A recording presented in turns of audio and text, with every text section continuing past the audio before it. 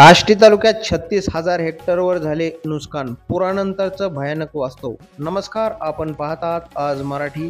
पाहूयात एक महत्त्वाची धक्कादायक बातमी. बीड जिल्ह्याच्या आष्टी तालुक्यात 2 दिवसापूर्वी झालेल्या ढगफुटी सदृश्य पावसानंतर तब्बल 36,000 हेक्टरवर क्षेत्र उद्ध्वस्त झालंय.